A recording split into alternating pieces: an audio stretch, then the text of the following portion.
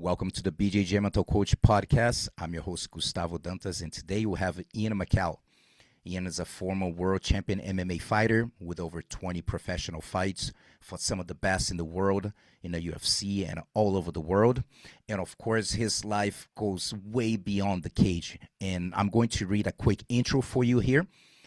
So Ian, after his fighting career, Ian was left with a life-altering brain damage. The hits he took didn't just affect his body, they affected his mind, his identity, his purpose. Like so many retired athletes, he found himself lost. Then he found psychedelics. Ayahuasca, 5-MeO-DMT, Ibogaine. These medicines didn't just help him heal, they helped him come back home to himself.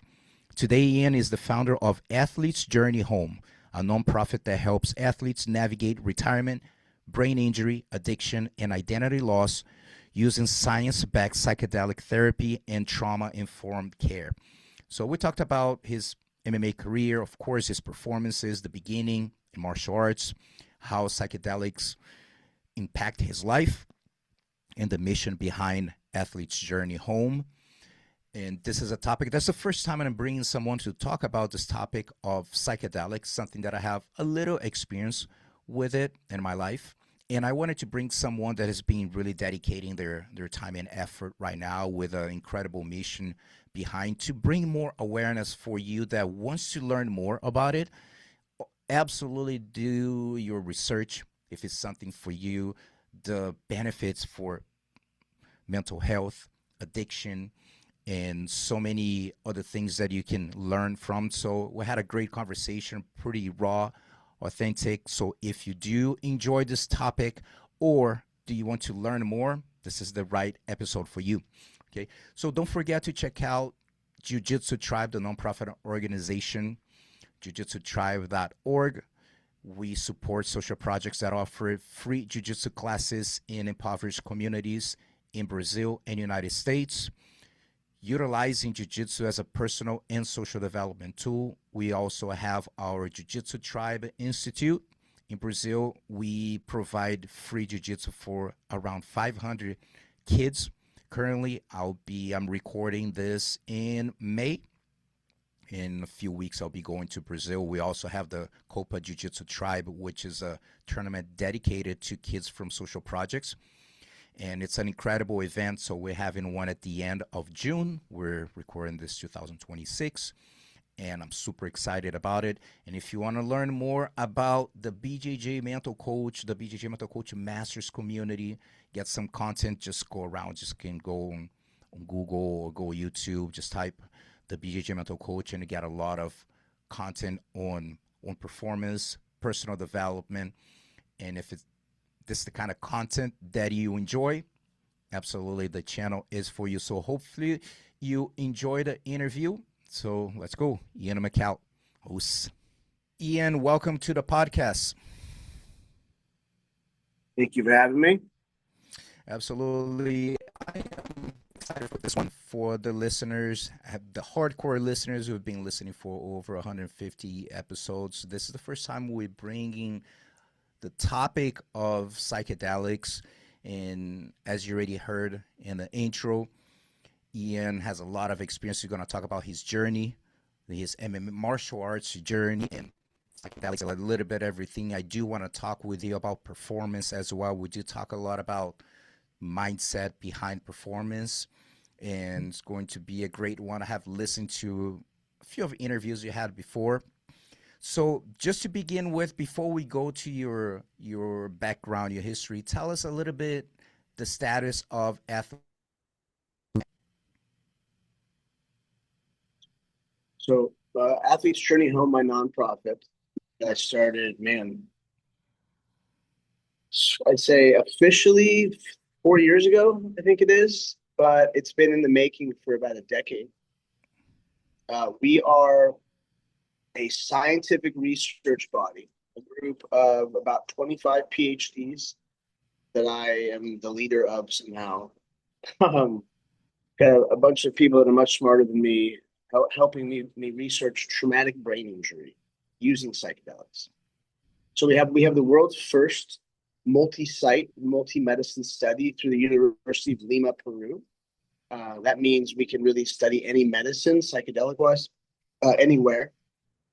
And we choose to study it in the most legit places possible, whether that's, beyond in Cancun, Mexico for Ibogaine, or the Ayahuasca Foundation and Loira for ayahuasca. With psilocybin mushrooms, we're studying them here in the U.S. with Experience Onward, Daniel Carcillo's place, and we planted our flag in this industry as the leaders for athletes. There's a few other groups for athletes as well. They're great. They're our friends. A rising tide raises all ships. Anna Simmons, former rugby player, has hers. The Etheridge Foundation. Then you have Robert Gallery. He's the NFL guy. He's got a good one. But no one's doing real research, because they're not. That's not what they do. I'm an actual scientist, So I understand why that's outside of their wheelhouse. So what we're doing is putting ourselves in position to be the group of people that do the research. Like we're not an actual university, obviously. We're just a couple nonprofits ourselves, Athletes Training Home and Naya Science, and we collect a broad spectrum of data that at first we kind of got, I don't want to say shamed for collecting so much data, but some very big people who are big deals in science, in traumatic brain injury science, with major universities and the Olympics were like, guys, like you can't do all this. This isn't allowed in science, blah blah blah. You have science is done in this little box. And I was on the call and I was like, no, like we're gonna keep going. It sounds expensive because it is fucking expensive, but this is how I started my career as a scientist. I went from being a fighter and just some guy who had a lot of very smart friends. And I listened, I learned a scientific method, and I understood, this is why I got the appreciation I did from the scientific community. I understood the whole chain of events that happens within the human body when taking psychedelics. It's not just about, 1 + 1 = 2. There are so many variables within the human body and the brain and the biology and other things you can add in, and just there's a lot of pieces to this. And I knew that. And I had to kind of tell that to the scientific community, like, this is what we're doing.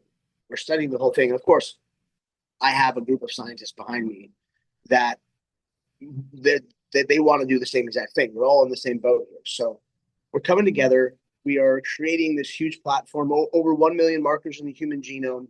We do fecal testing, so gut biome, blood, saliva, neuroimaging before, during, and after. We're looking at fMRI. We have the world's most powerful EEG machine, like a mobile one. It's really cool. If you like tech, it's sexy, obviously. If you don't, you're just whatever. You're not a tech dork. That's fine. But we can run an insane amount of data off one person, which we do. We put each person through this individually before and after. And then during, so let's say ayahuasca or mushrooms or ibogaine, we're putting a cap on people. And we can service up to 4 different people with this one machine. So, I've realized at least we shouldn't do over 10 people in retreat. It's a little burdensome with that many people even. But like the next retreat we have in September, October, we've got 30 spots. We're obviously not going to test 30 people because it takes a couple hours per person. That you should extrapolate that out. My scientific team only has so much time. I want them to actually participate in the ceremonies and do all this stuff. It's not just about the science. We have a really amazing team of people that can. We're building a community, whether that's mushrooms or ayahuasca or ibogaine. It's kind of they're very different as far as experience, as far as what they do to you. But we're trying to normalize all of it. We're trying to take athletes who people resonate with, and then have them tell their stories pre and post psychedelic journeys. Why are they there? Obviously there's trauma involved. For us, it's traumatic brain injury, or CTE. It's the buzzword. But when we get past that surface layer damage, the brain damage itself, you peel that off, and it's not easy, obviously, but it takes time. Um, but when you peel that layer back, you get to the good stuff of why you became a fighter in the first place, why you want to climb into a cage and beat Mm-hmm. people up for blood money in the first place. What happened? It's no one's safe, by the way. It's who touched me, who left me, who emotionally damaged me. Like the trauma is very, very limited. We're all affected with at least one of them. So when you realize my favorite snowboarder, my favorite fighter has been, whatever happened to me happened to them, and people resonate with that, and then they'll look deeper into healing for themselves because no one wants to talk to doctors or scientists anymore because doctors and scientists lie to us as whole. Like they all, like most of them, did us very wrong. There were some very good ones out there too, and some have turned, the right direction. But like just the sheepish mentality that came with all the things that just happened within the pandemic, and it's just like, okay, so how are we going to create a group of humans? And mind you, people laugh at me when I tell them I'm going to do it with athletes, which I get. But these athletes are coachable. They're more coachable than anybody else because look at what we're able to be coached to do, to accomplish. And you Mm-hmm. put us on stage, we're going to educate the athlete with the right science and healing, hopefully, the right spirituality parts, because there's many variables there as well. But if you put people through a training course to be a coach, okay, they go through these courses and it teaches them all about detox and rehab, diet and exercise, breath work, meditation, spiritualism, psychology. You give these athletes all these different tools so that eventually they go out into the world, they tell the story of healing, and they back it up with actual verifiable university data, you know, and the data that this is the craziest part, the data that my team collects, the athletes don't even get to see that. That goes to the university, that goes to the greater good. We have partnered up with a company called Merrick Health. Merrick Health is a US based company where they run genetics for you. They'll do a full genome sequencing for you. They go before and after as well. And then the athlete will go through their coaching protocols, talk to their doctors, get their hormones regulated because this is about me fixing my friends. Cain Velasquez gets out of prison, and I want to make sure that when I put him through a journey and I take him to Colombia in September, that I get all of his data so he knows where his hormones are, if there's any cancerous cells in his body, what diseases he's most predisposed to do. So then as we get him healthy to get ready for this experience, he gets the most out of it. Not just getting data and being like, I don't really care about the data, even though it is going to be worth a lot of money one day. We'll sell it off to somebody for some mythical number. It's besides the point. Like this is about getting my friends back to homeostasis. And Kane's someone that's coming down the pipe right now. But we've already healed 5 or 6 people of early onset dementia. Mike Guyman or Joker, first like UFC or tap out sponsored athlete. The guy that was on Mm-hmm. all the tap out Yep. stuff. I've known Mike for almost 30 years. With one dose of Ibogaine, we healed him of Parkinson's. 8 years of Parkinson's tremors. He was Wow. he was gonna kill himself the day before he came with us. And thank God he didn't. I had to walk him, Mark and I had to walk him arm in arm through the airport because he was tremoring and he got stressed out, obviously. Like you get someone in that position stressed out, that's when they start tremoring. But so everything we're doing is set up properly. We're building out coaches. I have 7 coaches going through a coaching protocol right now. So then on the back end, when they're done, they can help me coach the next athletes. I can't do everything, so we have to have all these pieces in place. We have the scientific team. We're building out the coaching stuff. We have all the testing protocols, the retreat centers. And that's for now, that's just the healing part. Eventually, back to Kane, he's teaching breathwork and meditation. I can have an ecosystem where these coaches can pick up work. People can pay for their services by contacting us and booking retreats with them or booking hours with them for coaching, whatever it may be.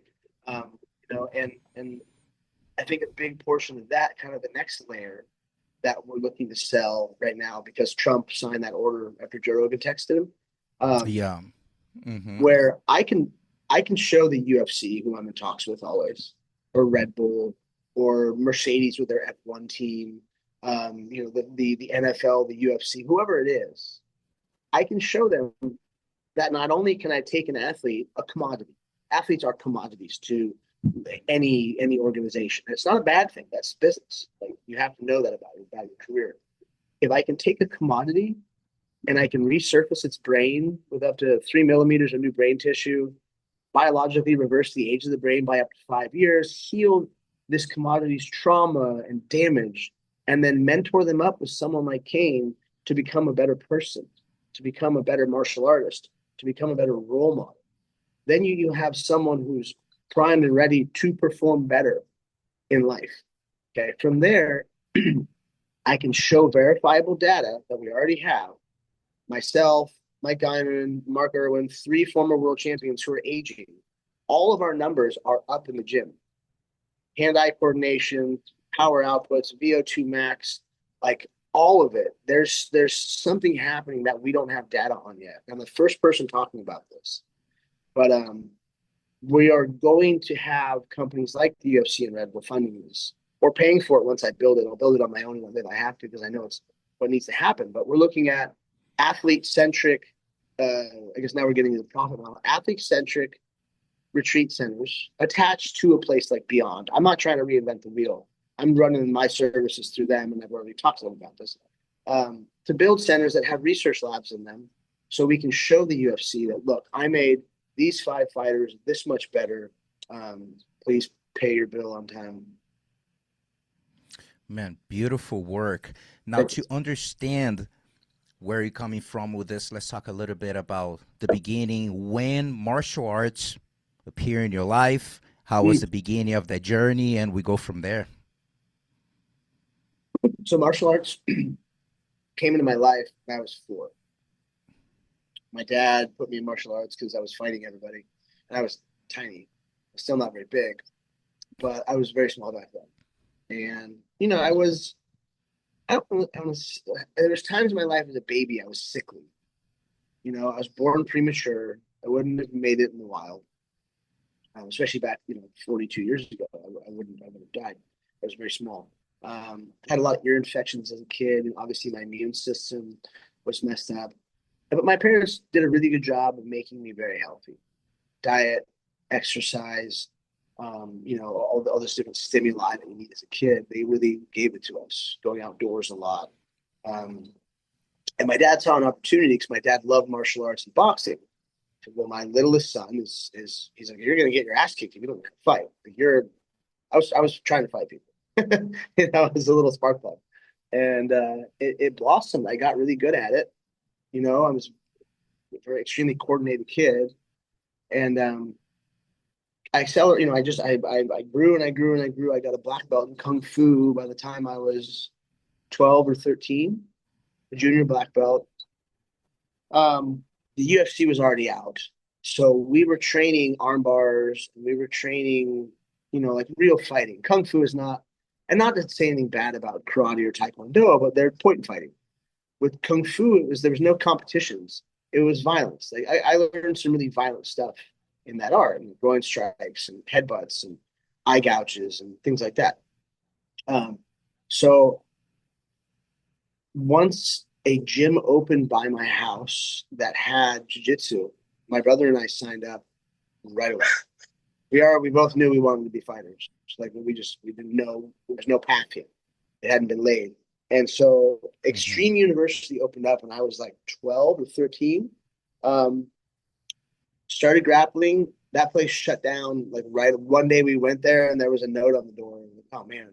So they were shut down. I was training with a gi as a kid. Yeah, training with a gi. Mm-hmm. And there was a little no-gi too. It was a little bit of both.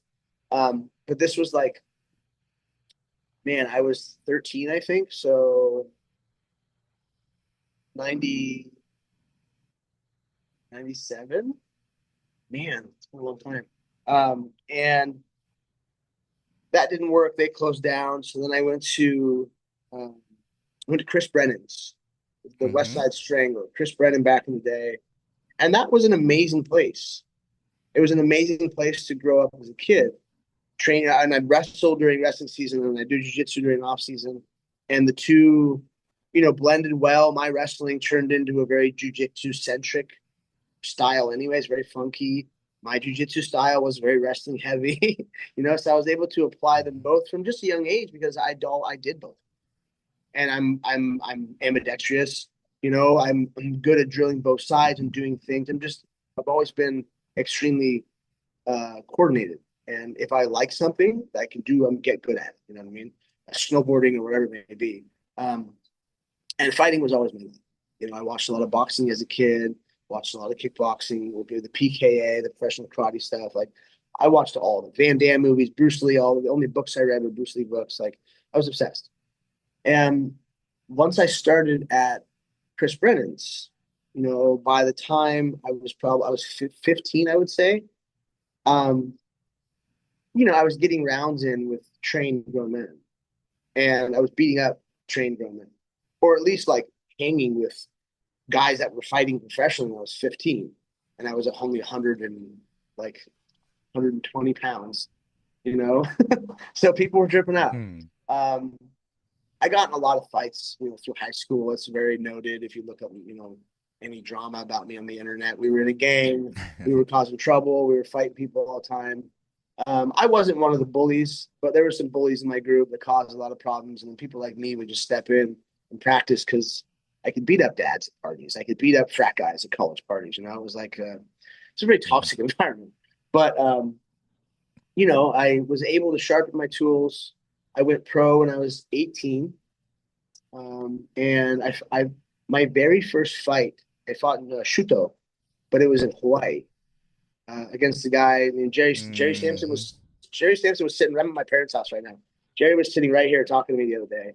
He came over from and or he lives in Vegas right now. But it's just funny. Like those are the friends you make for the rest of your life. Like my parents. He comes to my parents' house and we eat food.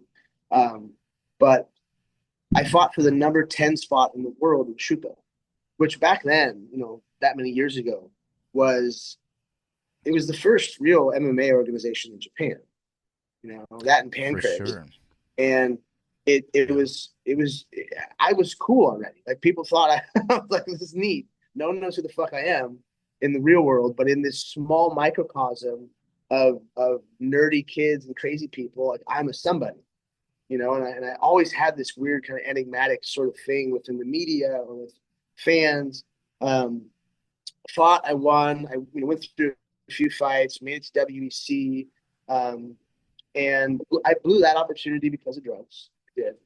I thought I was a rock star and I was partying too much. And that was, the rest of my career and life were like that because of drug abuse. Bad choices with women and all the rest of it. But, I ended up in jail a couple times, ended up in rehab. And I remember I got out of rehab the second time. And I think that, I didn't know what I was going to be when I grew up. I was at that point, I was like, I'm not going to fight ever again. Like it's over. And how old were you by then? 27, 26, 27. Yeah. And Hmm. I got out of rehab.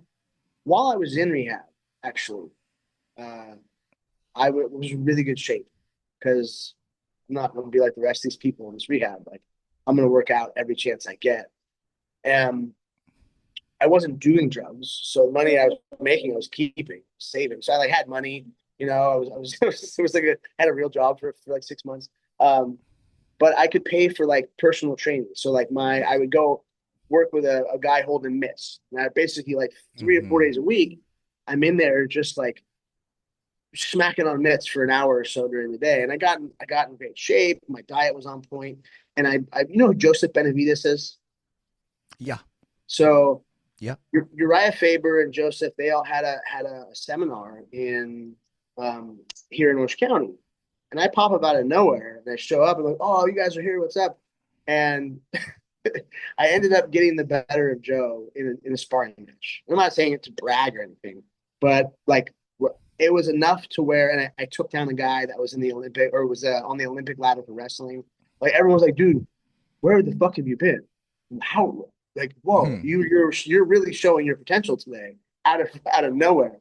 And Uriah and Joe pulled me aside because they've always been cool to me. We had a lot of like fake beef for media stuff, but like they're good humans.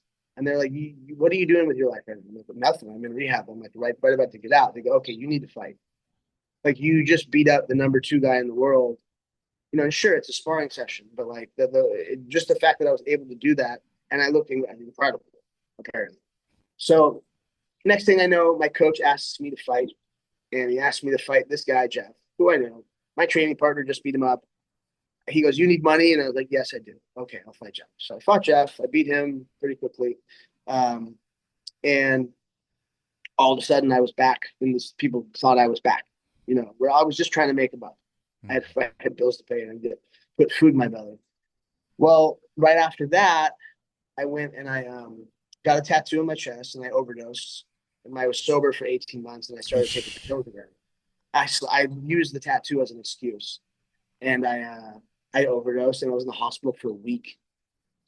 I was dead for 24 hours. It wasn't like they gave me a shot of Narcan and sent me home. This was like a really bad. I aspirated. It was really bad. And while I was there, I just stopped talking to everybody. I was embarrassed about my life. I was really, really embarrassed with myself. My agent called me. He's like, "Hey, where have you been? You just disappeared all of a sudden." I was like, "Oh well." I told him what happened. He was like, "Oh, do you want me to come there?" And I was like, "No, nobody come visit me. I don't want to see anyone here." He goes, "All right, well, we got you another fight. We want you to fight the number one guy in the world." And so from a hospital bed, I agreed and I signed the fight to fight the number one guy in the world. Like 3 months later, um, I just told you I'm kind of special. Like it's to the point where I took advantage of my natural gifts. You know what I mean? I squandered them. Mm-hmm. I went and I beat him, became the best in the world. The UFC was like, "Wow, you're back. You keep doing this, you become a star. You're now." I was ranked the pound for pound best fighter in the world, and I wasn't in the UFC. That was like above John Jones and everybody in the UFC. So I got really famous before the UFC, within the UFC, Because they within didn't have the lighter divisions yeah, yet, right? They're exactly. still in the process and still in that transition. Yeah, and there was no star power, and I was just at the Tachi Palace Hotel in Central California, and we were just reminiscing about how like I was good for business. I brought in a huge crowd, and It the was a good fights were show. I've the been there peak of. before. It was a good show. Yeah, Yep. they put on a great show, and like when I was there, it was the heyday. I was the biggest superstar to come out of that spot, and a lot of really amazing people fought there. But I was like, I mean, when I got to the UFC, I was a superstar.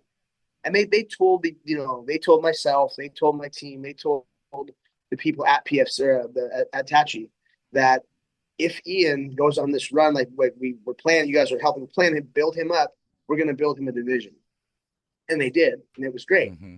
I got to the UFC, and I had everything I've ever wanted at my fingertips. I was the best fighter in the world, pound for pound. I was 2 fights away from having an actual UFC title strapped on my waist with millions of dollars. I had the girl. She just had our baby. We were married. I was making money hand over fist. It was great. And that first fight, I got kind of screwed in the in the at the end in the decision.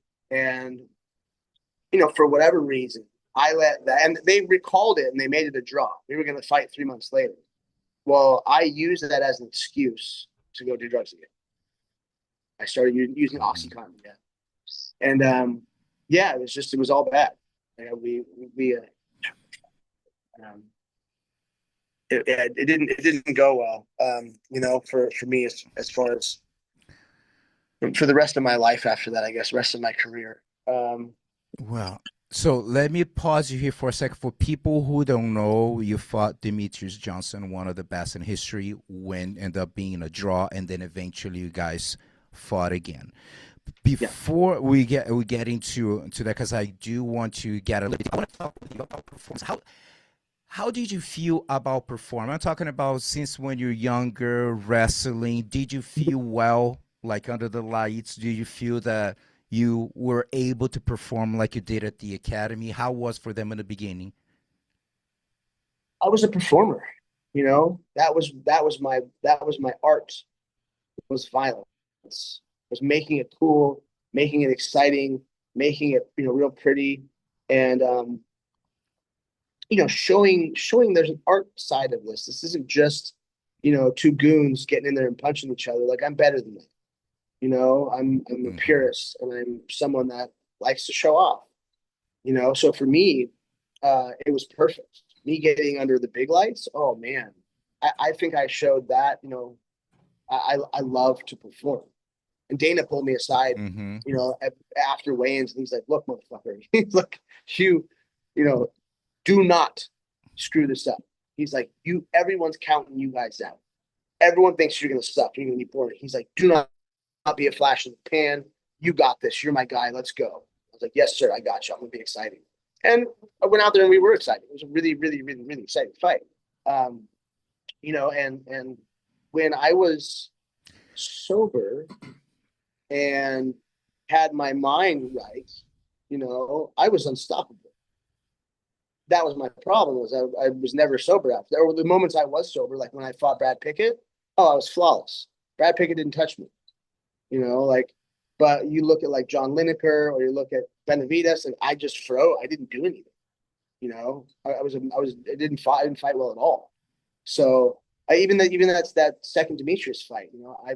He came back and he got better. I came back and I got high. I got fatter. I got slower. I just thought, I'm going to run this guy over again. Like, fuck him. I got cocky and complacent. And, my whole life is a roadmap of how not to live, but I picked up a lot of tools along the way. That's why I'm a good coach. I worked with Vinny Shorman for most of my career with mental stuff. And did you know Vinny? What's his last name? Vinny Shorman? He's I don't know English. if I'm familiar with. He's an amazing coach, an amazing sports performance coach. Worked with people like myself and Joe Schilling, Liam Harrison, um, and he opened my eyes to different things. I was always on the cutting edge of using recovery tools, cold plunge, cryo, sauna, red light, hyperbaric, like all that stuff. I was doing it 15 years ago. And I'm not, again, not bragging. I got it from other people. Other people showed me these things work. So I didn't invent the wheel. I've just always been ahead of the curve, and I like science. I mean, yeah, I'm a scientist. I study this sort of stuff. So it's only Mhm. natural that I would pull that off. And you know, the mental side of it was huge for me. I had all the right tools, physically, the right team, um, and the right mentors. I had the right people walking me through this. Chuck Liddell, was like my older brother. But it was for me, that was the shitty part, was the mental side of it. It was the breaking with the addiction and the bad relationships and all that got in the way so much. It really affected How was your first? Talk about your first fight, MMA fight. Mentally speaking, you felt pretty good. You felt loose. me. Oh yeah, yeah. I Mm. I had a lot of fun. I mean, it was terrifying because I'm having a man punch me, especially a little Hawaiian guy. Hawaiians punch Mm-hmm. really hard, really, really hard. And he cracked me, and I was like, "Oh shit, I gotta not box with this guy. Let me just take him down and choke him." Because it was a fun puzzle to figure out, and it was just that thrill of exciting madness, that's violence. And you've seen in UFC, man, many times. I've seen guys experience guys that actually get to the UFC for the first time, guys that I've never seen freezing and not delivering. You know what I mean? The expectation and stuff like that. And how was for you coming in, you doing well in a good momentum? So how was the difference mentally when you arrived in the UFC as far as performance goes? Oh, when I got there, I was on point. I was doing really, really, really well when I got to first got to Australia, first got to my first fight in the UFC. Um, yeah, I was unstoppable, and um, I think I showed that. That was by far, obviously, my greatest performance, and you know, we'll leave the result out of it. I think just going into that, the feeling that I had, the confidence that I had, Oh, I was, yeah, I wasn't going to be beaten by anybody up there. Hmm. So you mentioned, being your best performance. Now, what would you say when you look into your, and I'm looking more for the mental aspect. I know that the physical aspect can interfere, but I want to ask, like, good and not so good, like why the performance you mentioned was your best performance, because you're on point, you're doing everything you were supposed to, and things click. But now, especially mentally thinking, what performance that you look back and say, like, dude, that was not me there. And not just the physical part, but now your mind start to mess with you, and you end up what you learn from that experience. Which one kind of stands out for you? In the UFC, it would either be John Lineker or Joseph Benavidez. Two fights that I should have won against incredible opponents. Those are two of the best, flyweights and bantamweights of all time. But two guys I know I could beat. One guy I'd gotten the better of before and I was confident. The other guy, I had a good style to beat Lineker, and I completely shit the bed. Like I got yelled at. Chuck actually pulled me into a room um, in Vegas after that Benavidez fight and yelled at me for like an hour. And when he went deep, like he's like, dude, they're talking about cutting you. That was embarrassing. Just like said all the things I needed to hear. That and it sucks. Um, but man, I it, I would probably say the Benavidez fight because I did even less than I did against Lineker. I just laughed the whole time. I was like, what am I doing? And what I learned is I don't even think I was on drugs again. I think I might have been sober still for that one. But I was just a head case. Like I had bad relationships. My ex-wife, my marriage fell apart. The next girlfriend I had was like I'm, blaming on myself. I made her crazy. I was not the best. Mm. I was not the best boyfriend or husband. You know what I mean? I was a superstar. I was getting all the things men want in spades thrown in my face. And it wasn't the best version of myself. So I would say Hmm. that Benavidez fight, because that Benavidez fight was supposed to put me in line to fight Demetrius for a third time, and Joe got in there and got smoked. So that's yeah. I never really thought about that. Now that we analyze that in real Yeah. time. Yeah. Now, how was the decision? I know that you had a lot of like fights cancel, fights drop, and that's something that is super tough to make for many reasons. Sometimes injury happen with you, injury happen with someone else, many things. So that, it's always super rough for the MMA fighters. But how was that decision to say, you know what, I think it's time. It's always a very difficult time for the fighter to say, like, okay, I'm done. So how's the process for you?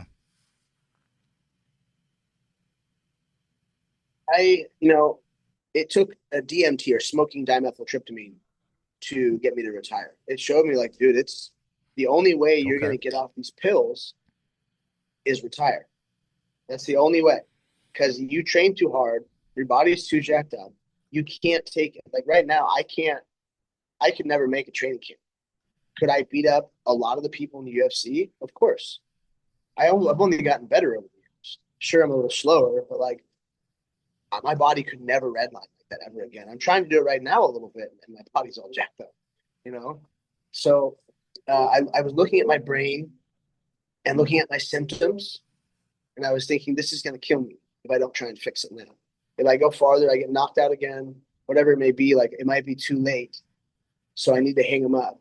And I was very suicidal. I was extremely addicted to heroin and fentanyl, and very toxic relationships. Like I was in a horrible headspace.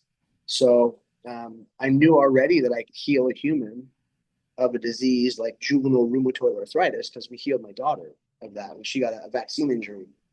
And And this is after DMT, would you say? yeah, so um, the DMT was at the very end of my career. I don't remember when it actually like kind of happened. Per se, that whole time in my life is And very that was your blurry. first experience in a way. No, no, no, with no, no. that I had smoked. psychedelics besides you've done? Well, I had smoked DMT Okay. plenty of times before that, and this time it just was Okay. like, hey, you need to retire. It's time. So I did, and then I went about advancing my understanding of humans, of the inflammatory system of the brain, the psychopharmacology of the brain, its chemicals, and then also adding in things like psilocybin. You know, what are the effects of magic mushrooms? And this was like scouring the internet for very uh, unheard of papers and researchers that are now all my friends, which is cool. But like I read everybody's stuff, because I was finally able to take something like LSD or mushrooms and read and absorb information and feel like I was a normal human, and be someone that wants to learn something. And that there was years where, unless it was physically taught to me, like breath work, for instance, I had to watch Wim Hof do it. I had to sit there and have my breathwork coach walk me through everything. Like that. But you taught me that way. Oh, I'll become a pro at something. But like sitting down and teaching myself these things with words and with books, and I was like, oh, it was just like impossible to do. And psychedelics opened up my brain. I started to talk about it, about how it helped me, because I realized my friends who are the scientists weren't able to talk about it.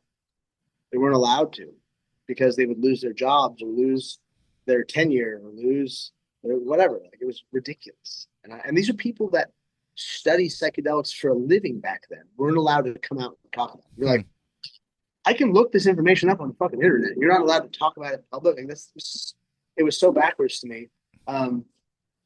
But then, I was dating a scientist at the time from UCLA, a professor, and she actually lost her job, not at UCLA, but at a different company she was working at because of it. And I said, you know Oh what? wow.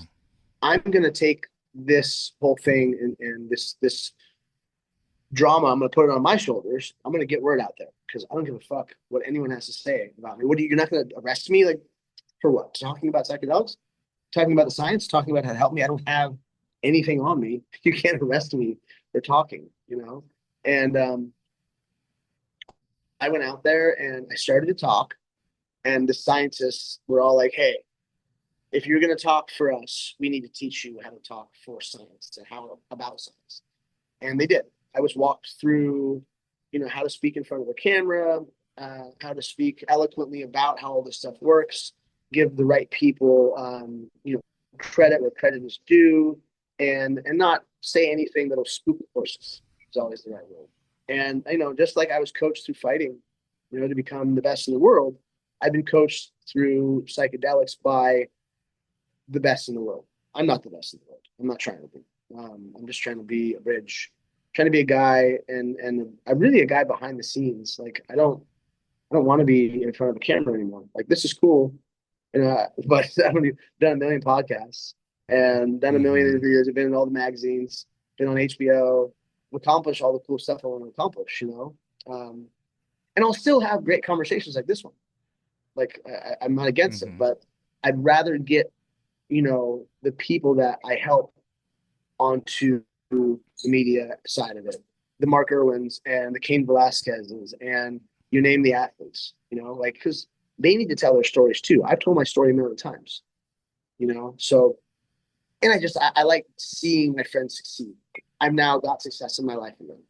So if I can give my friends a chance to go out and sell themselves for this industry and for this side of it, as we try and normalize psychedelics, because most people think you take psychedelics, you're going to wear a big hat and a cape, and you're going to talk with your hands. Hi, mom. You're going to talk with your hands about chakras and energies, and you're going to spook everybody out. I'm like, yeah, once you get there, you'll like that stuff, I promise. But like at first, we have to pump the brakes and normalize this because what I've found is most athletes are conservative Christians, most of them, Hmm. and uh, obviously there's a big portion that are Muslims and fighting and stuff too, but people that are close to God, they're conservatives that believe in source energy, God, and they don't want all the weird stuff. They just want to heal. They want to heal themselves and feel better and be better for life, for their families or for their friends or whatever it may be, for their career. And that's what we're trying to do. We're trying to give this a normal opportunity so people can like actually get the best out of it. Yeah, and as I mentioned, why I want you to hear to help for people who are listening have heard some stuff about psychedelics, don't really know much about.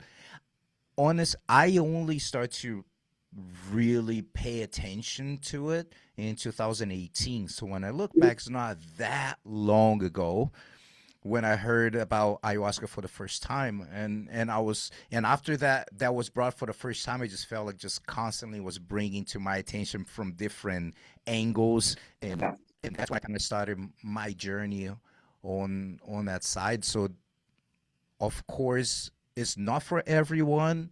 Everyone should do the due diligence to go and research as much as they can, make sure that yeah, it's good for you, have the right setting, meet the right people, and like in any situations or whatever, you will have bad professionals, people doing wrong stuff. So absolutely having recommendation and research a lot before. So how did you run into ayahuasca? Well, I don't want to say I was pressured into ayahuasca. I had known about ayahuasca for a long time, and it scared the shit out of me.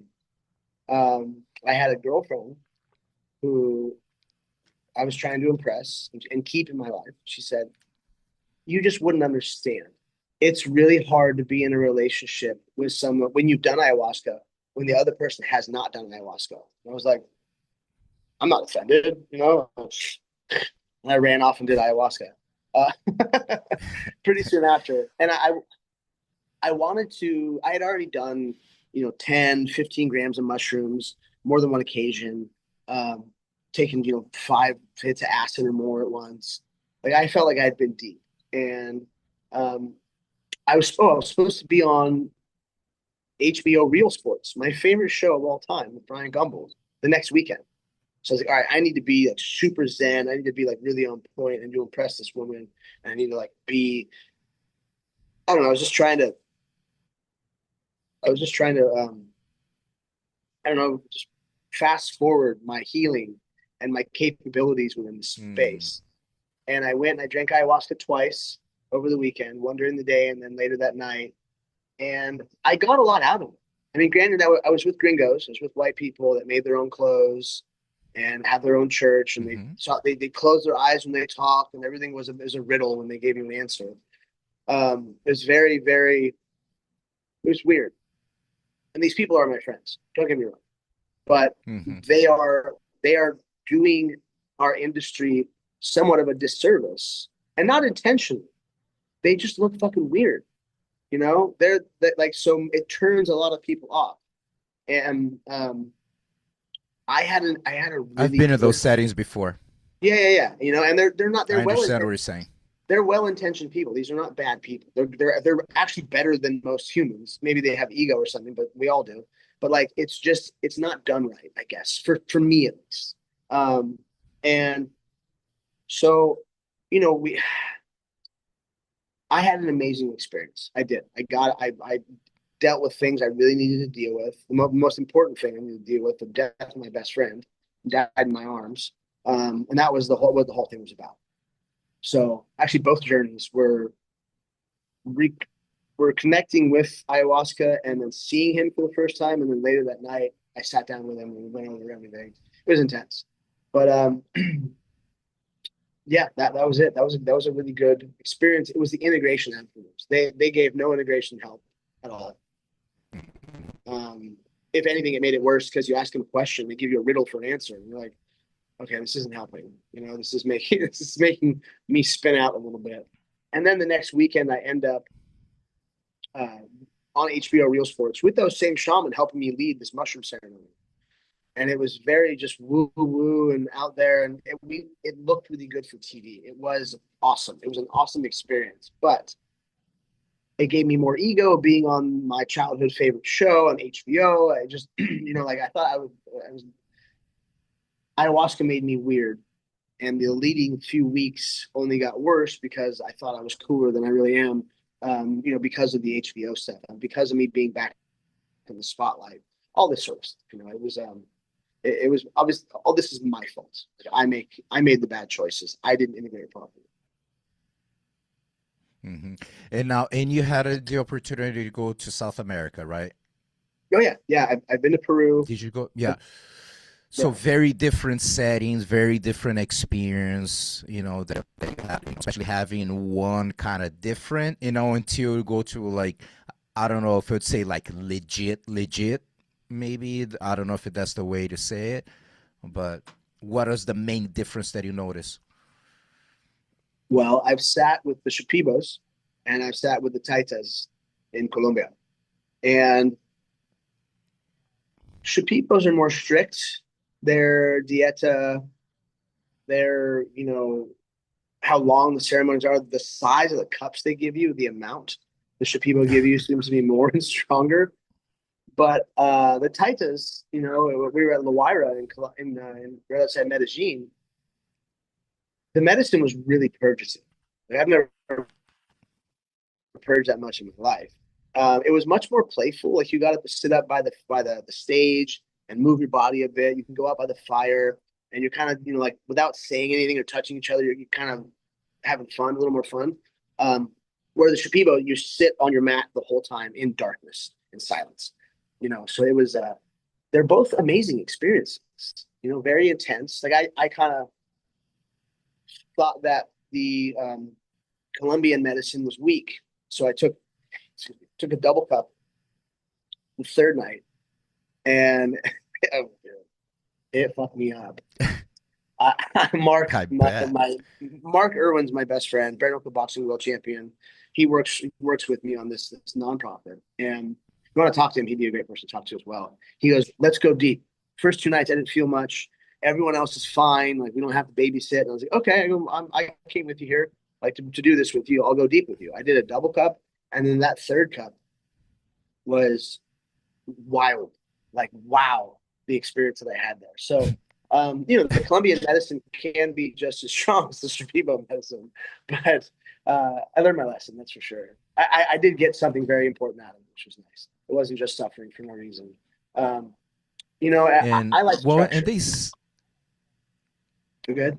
they say that especially as you having the dieta and you start to Yeah. clean up your body, and as the days go by, I mean they're gonna hit you harder. By towards the end, like a triple exercise or whatever, I mean it's definitely gonna hit you Yeah. pretty damn hard, and I agree with you, having that structure, being like, hey, we'll have a game plan here going. It's very different than kind of like a maybe urban style sort of that I've been, and I was very confused because my first experience was in Brazil, and it was so different, and then I go to that, and like a urban kind of. I was very confused. I was like, dude, that's some of the things that the lady explained to me before, like, well, you will find different settings. I didn't understand what she was saying until I actually went through it, like, oh man, okay, this is very, I don't like this. So Yeah. very different, but definitely having settings is huge because, yeah, I've heard of people having just horrible experiences of just with the setting itself. People with, who knows, they have good intentions or not, looking for money. So that's why I'm kind of repeating again, make sure you research and do Yeah. everything you got to do.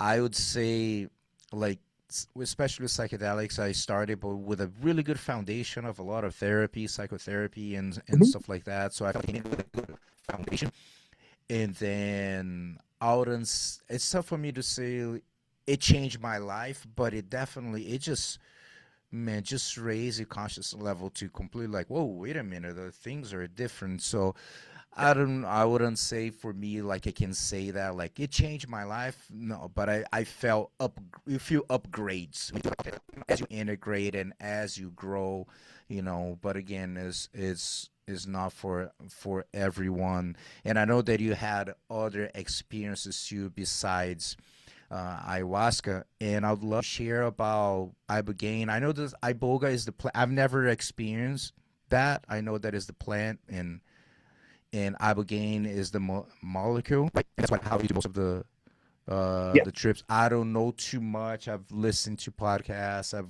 watched documentaries, but I've never experienced that. So I began hydrochloride. Now I've microdosed Iboga before and found good results. But when you go into Ibogaine, I've done 4 times. Done ayahuasca probably like 15 or so. Um, the Ibogaine is a whole different animal. I mean, a wildly different trip. It's about 12 hours.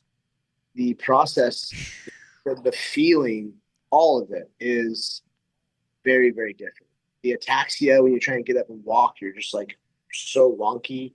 Um, and the capabilities of what ibogaine does to the brain. So mushrooms hits 3 receptors, acid hits 5 receptors, ayahuasca hits I think three or it's either 3 or 5 receptors, but it also hits your gut in a whole different way. That's where it's like ayahuasca is huge for the gut.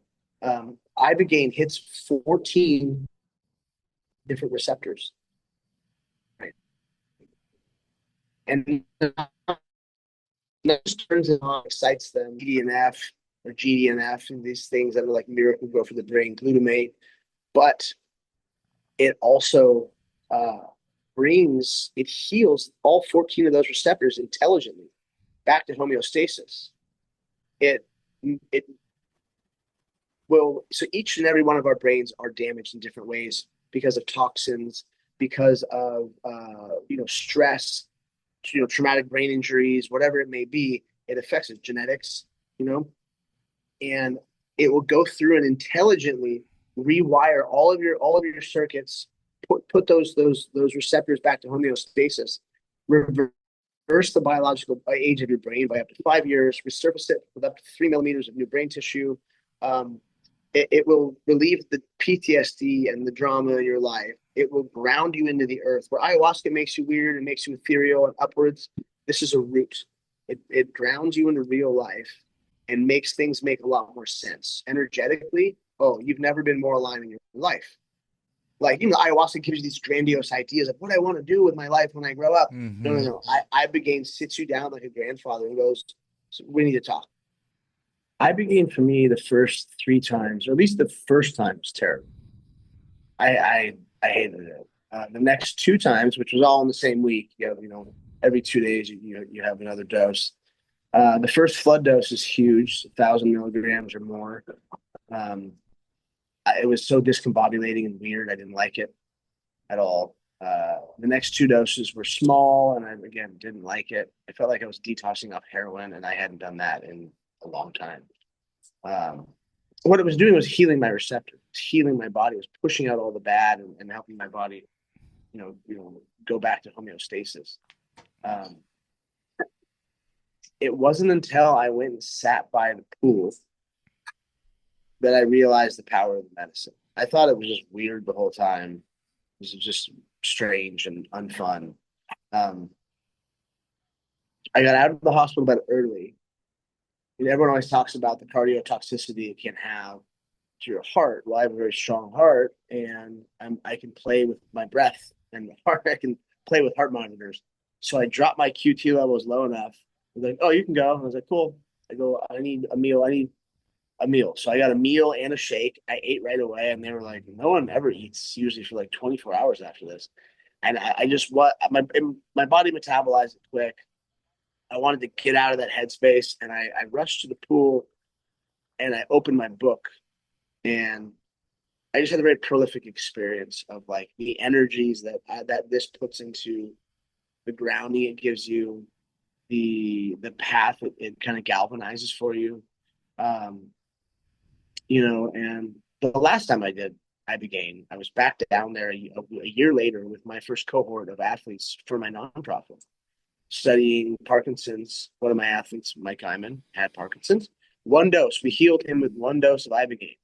About 16 hours after he took it, he hasn't had a tremor since then, um, which was amazing to see him self-regulate. Still tremoring, coming out of the room, going, "Ian, I feel incredible, but why am I still shaking?" Like, let the medicine work, let it resurface your brain. Let's sit down, let's do some breath work. He goes through some breath work, and he hasn't had a tremor since December. It's incredible. Same Man. sort of benefits I've seen with other people with early onset dementias, and uh, I I wasn't going to do it at the end of the week, but after the amazing results I saw with my friends, I was like, all right, put me in there, put me in, coach. And they gave me what's called a fractional dose. And a fractional dose is, uh, let's say a flood dose is 1,000. Fractional is about 800. It was the sweet spot. And my buddy told me this was going to happen. He's the owner of and CEO of Merrick Health. He is an early investor in Beyond. He does Ibogaine a couple times a year. And for this exact reason, biohacking. Like he keeps himself in check and aligned and everything through Ibogaine. It's incredible. And um, not only is it a beautiful setting, the team there at Beyond is the best in the world. As far as retreat centers go, like they are so high level. And especially with psychedelics and doctors involved and nurses and you're basically in a rehab, for whatever the amount of time is that you're there. I was there for 10 days. Some people are there for like 30. It's also very Wow. expensive. But yeah, you get there and they bring you in and they search through all your stuff, make sure you didn't bring in any drugs because there's people in there that are kicking heroin. And sure, everyone there has money because it is such an expensive, therapy. But you also realize that like every person is going through something. Either they're a CEO or a billionaire, or the pretty influencer chick by the pool, like whatever celebrities there, like everyone is going through shit. It's the same stuff. It's all addictive tendencies and abusive behaviors to themselves or to others. It's just like it's yeah, we're all a lot closer than we think. Um, but you get in there and Beyond has such an amazing, they call it a miracle factory. Whether it's the doctors and nurses or the coaches or the kid that washes the windows. And I can't remember his name, but he's lost like 100 pounds. I'm so proud of him. Like everybody there is trying to be better. Everybody there has wisdom. When you have if you let's say you go to Beyond, go to the gratitude circle every morning. Like look forward to it. And you're gonna go there and you're gonna whimper and you're gonna try not to cry in front of everybody again for like the third day in a row, and you're gonna talk about your problems and your solutions, or you're gonna be crazy happy, super excited about the day. I don't know, but like you get to make friends like in many situations in psychedelics and retreats that you're gonna know for the rest of your life. These are the people that you're suffering with, that you're going through these experiences with, and the container, the safe container that Tom Fiegel and Talia, his wife, the owners, the founders, have created there is I mean, it's incredible. They are the best in the business for sure. Of course, ayahuasca is a little different, but from what I've seen in the Ibogaine world, they are, you know, my favorite. That's why I work there. That's why I'm trying to build a hotel with them that's specifically for athletes and research. I don't. I want to be with the best always, of course.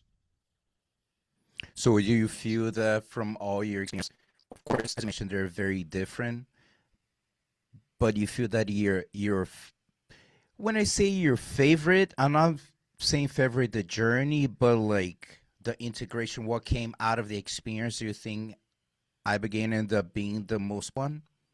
Yeah, for me for sure. Um, I'm also a conservative Catholic. It's a very conservative grounding medicine that brings you into like real life, and it's a lot of times it's paired with 5-MeO and five. If you haven't done 5-MeO DMT, it is the like how that Michelangelo picture of David and God touching fingers. That's what happens. God just reaches out and touches you, and you're like, oh shit, That's wow, true. it is so amazing, and I yeah, Ibogaine's been the best for me. And ayahuasca's taught me so much and helped me heal. Mushrooms the same, LSD, MDMA, they've all done really good things for me. But Ibogaine has brought it all together where I can finally say, the old Alan Watts quote, once you get the message, hang up the phone. I Hmm. clearly have gotten messages now. And I don't need to do medicine anymore. I don't feel like, at all. Like, and I'm still going to continue to do them because, like I Hmm. did in Colombia, when I went a little too far, I still got a ton out of it. Like, and it unlocked something underneath that I didn't know was there that I had to deal with. And there's always going to be little traumas in life. People get hurt, people die, businesses fall apart. Like there's some things happen. So of course, I'm going to continue to do this work and more or less continue to bring people to their healing, to give them a good head start, to mentor them through it. I work with a very specific group of humans, high level athletes, world champions, like very alpha people, men and women. Um, so I my path is set before me, so special forces guys. Um, and I lead these people through these retreats as the sage, as the person that's in charge. And I just try and give them an opportunity to find their own way, because we're going to be here. We're going to be bumpers for them. We're going to set these safeguards up for these athletes, but you have to go through it yourself. You have to go through it and you have to do the work. Because I see some doing really well when they do the work, and some that aren't doing the work, aren't integrating properly, are still fucked up. And that's humans in general. Yeah, and this is something for people who are listening or watching, and maybe there's something that you want to get involved. One thing is for sure, don't want to expect the type of I had an experience, hallelujah, I'm fixed or whatever. And it's that's when the process really begins. The integration, it's it's crucial. My experience with 5-MeO DMT, I feel that it's a tough one to integrate. Is I don't know, ayahuasca have a little more of a storytelling. There are things, but 5-MeO, it's I feel that is definitely more challenging. Yeah. I had two toads in my house for a while, and uh, the Harry and Lloyd. I had two bufo toads. I Hmm. love the medicine. I never milked them. My daughter wouldn't let me. She's like, "We'll keep these as pets, but do not touch them." Okay, fine.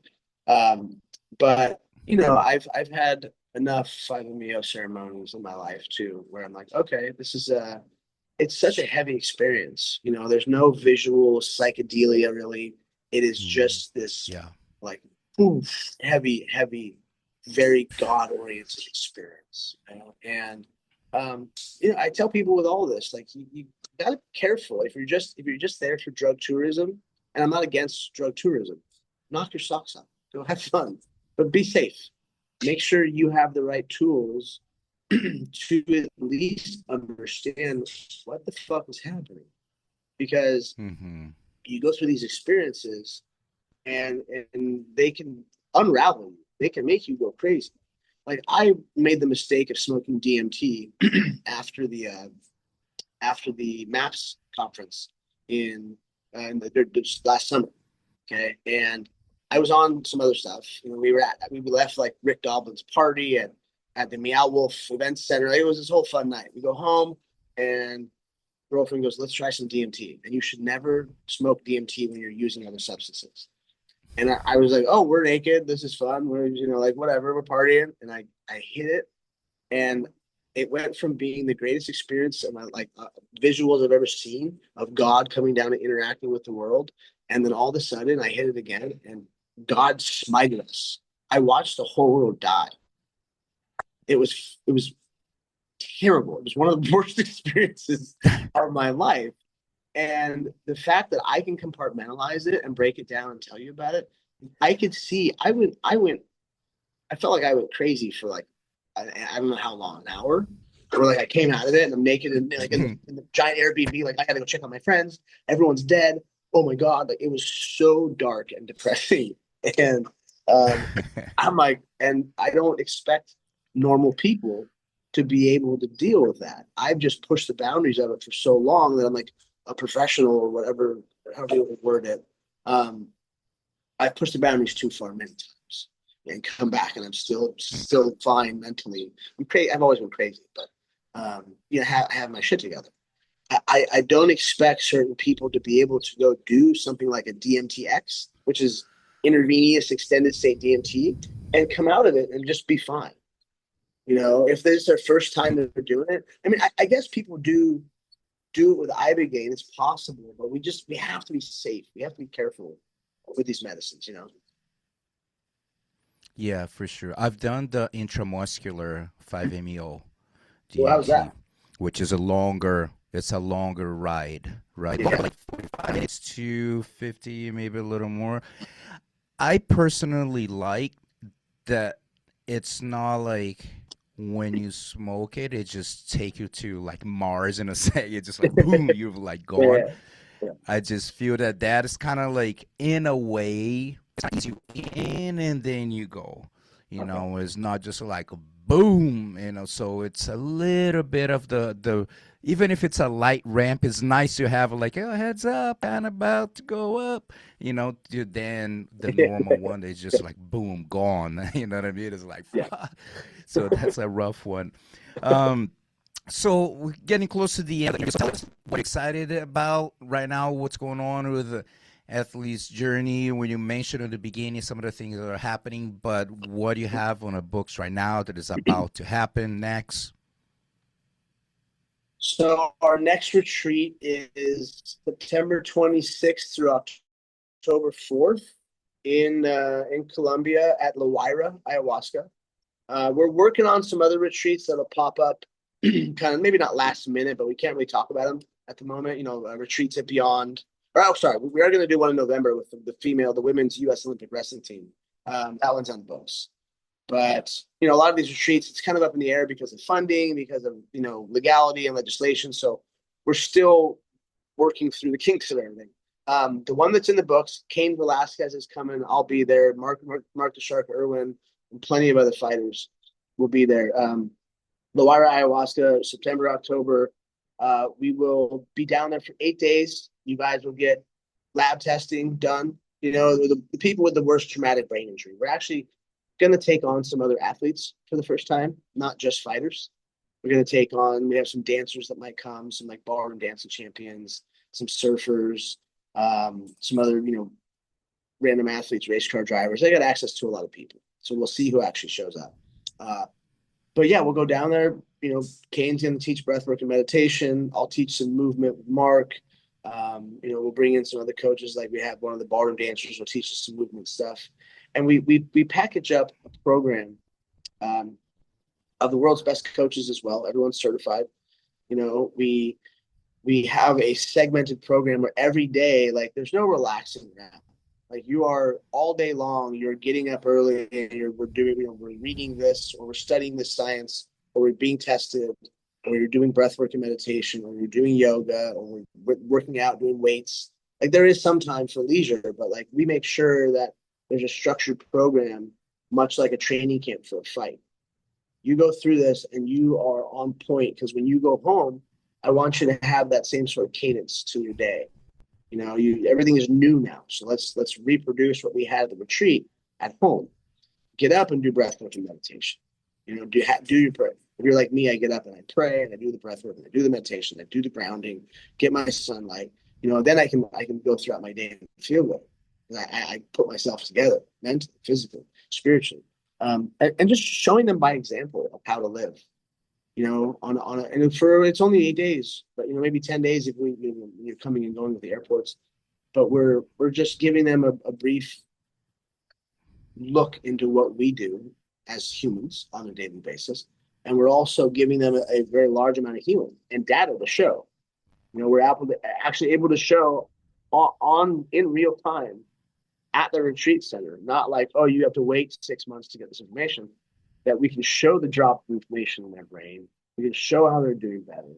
And it leads to, I think, a better attitude about it all because people know it's actually working. Mm-hmm. So Yeah, that's our next big thing that's coming. and it's definitely better to be in a setting like that in a immersion. No, it's not something that you do something, you go back home next day, you do it again. Just this is awesome just to be kind of gone. I listened recently to an interview of Kane. He was with Kyle Kingsbury. He both actually Ken before he moved to San Jose when he graduated, he went to AZ Combat for a month, training a little bit before he went to AKA, and Kyle trained there for the same thing, trained there. So I met them like way back then. But I listened to Kane talking about his experience that he had with psychedelics, and very powerful. He was a little resistant at first, and then talking about the impact on his life, and it meant super powerful. It was a great interview, and just walking authentic. It was a great interview. Yeah, he's an amazing human, and just as a friend, I'm just trying to do my best to help him integrate into real life, because I'm helping him start a church on this property. So he'll be the face of basically a fighters church, non-denominational psychedelic church with actual, government government freedom, where it will legally be able to do it. I can't be on like the board of the founders or anything, because I run a nonprofit that's working with the government and everything. But to help my friends in any way possible pull this off, this is really important. He's our Gandhi. He went into jail and went through Hmm. all what he went through because for his cause. And the the undertone of the entire church is forgiveness. When Cain went into jail, he went into prison. He was teaching pedophiles breathwork and meditation. He understands that if his family's going to heal, he has to heal first. And to hear a man that I've looked up to for a long time, and I'm very very lucky to call him my friend, grateful to call him my friend, my brother. We've done some healing together. Like when he got out of jail, I'm the one he turned to for it, and it's an honor, But to hear him say he forgives the person that did that to his family, I'm you know what I mean? It's really heavy for me, like to put that into perspective. Like I don't know if I could ever do that, you know. Um, and what that takes, just the mindset he has. When you hear him talk, like it's so cool. He's a very simple man, and it's not like it's the things that he say make so much sense in such like a simple way. The way he puts it together mentally, because he's obviously very smart, But you're just like, Hmm. whoa, that was like very, very, yeah. It's interesting the way he's able to eloquate things in his life through the experiences that he has. Beautiful. Man, thank you so much. I appreciate your time. Congratulations on work, making a huge difference in a community with something, man, completely new, bringing awareness to people. Incredible work, and I'm positive it's gonna keep growing. Anyway, that from my end here can help get the word out and promote it, I will. So congratulations, man. Thank you very much. Come join us on the retreat. Come to Colombia with us. That'd be a good time. Or come to one of them. One day we're going to have a bunch of them every year. So yeah, you're always welcome. Cool, awesome. Thank you so much, brother. I appreciate it. Thank you.